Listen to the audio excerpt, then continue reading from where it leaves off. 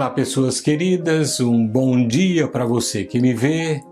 E sem mais delongas, vamos para a nossa devocional de hoje, quando eu trato da crise de Paulo. Na verdade, se você puder, leia em casa Filipenses capítulo 1, a partir do versículo 20 até o 26. Eu destaquei aqui 3 versículos somente, mas medite depois sobre este tema, viu? Bom, começa então assim: segundo a minha ardente expectativa e esperança de que em nada serei envergonhado, antes com toda ousadia, como sempre, também agora será Cristo engrandecido no meu corpo, quer pela vida, quer pela morte. Então, Filipenses capítulo 1, versículo 20. Por causa das cadeias de Paulo, Cristo tornou-se conhecido. E por causa dos críticos de Paulo, Cristo foi pregado.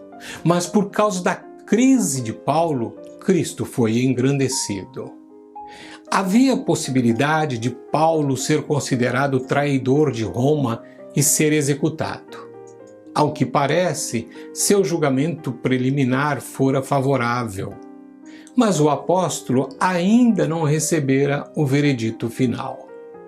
Ocorre que o corpo de Paulo não lhe pertencia, e seu único desejo resultante de sua determinação era engrandecer a Cristo em seu corpo. Cristo precisa ser engrandecido? Afinal, o que um simples ser humano pode fazer para engrandecer o Filho de Deus? Considere, por exemplo, as estrelas, muito maiores que o telescópio, mas bem distantes. O telescópio as aproxima de nós. O corpo do cristão deve ser como um telescópio que diminui a distância entre Jesus e as pessoas. Para muitos, Cristo é uma figura histórica distante e nebulosa que viveu há séculos. Mas quando os incrédulos observam o cristão passar por uma crise, podem ver Jesus mais de perto. Para o cristão comprometido, Cristo está conosco aqui e agora. Enquanto o telescópio aproxima o que está distante, o microscópio amplia o que é pequeno.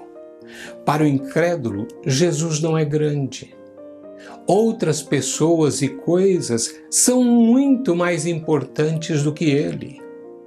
Mas, ao observar o cristão passar por uma experiência de crise, o incrédulo deve ser capaz de enxergar a verdadeira grandeza do Salvador.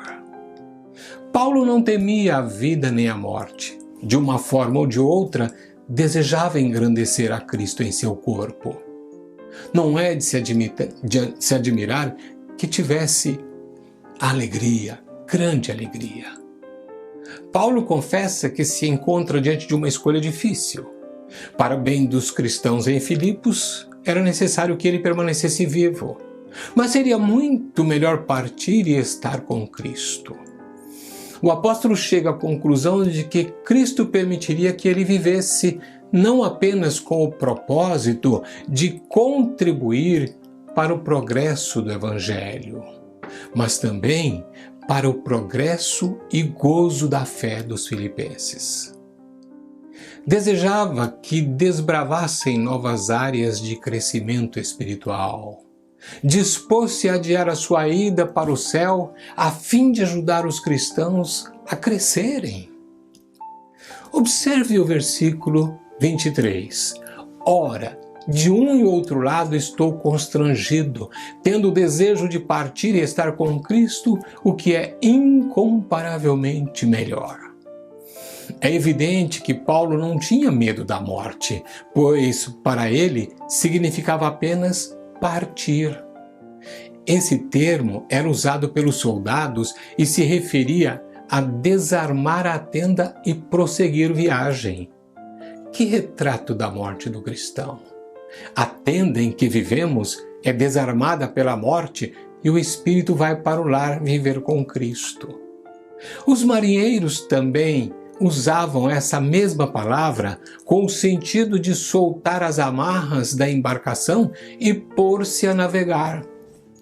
Todavia, partir também era um termo burocrático e descrevia a libertação de um prisioneiro.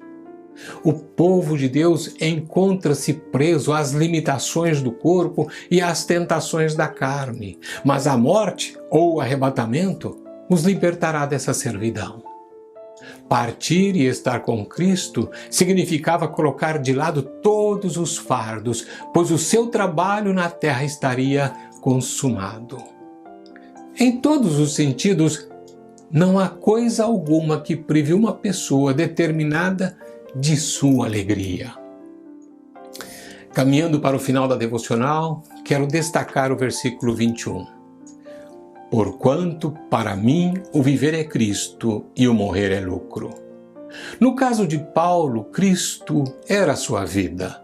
Jesus o empolgava e fazia sua vida valer a pena. No entanto, Filipenses 1:21, para muitos, talvez seria dito desta maneira: para mim, o viver é dinheiro e o morrer é deixar tudo para trás. Outros ainda diriam: para mim, o viver é fama e o morrer é ser esquecido.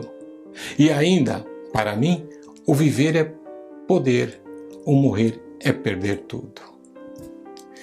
O cristão verdadeiro possui alegria apesar das circunstâncias e contribui para o Evangelho, para o progresso do Evangelho, e ao caminhar afirma como Paulo: para mim, o viver é Cristo e o morrer é lucro. Você, com convicção, pode fazer essa mesma declaração? Reflita, que Deus te abençoe e até a próxima devocional, se Deus assim o permitir.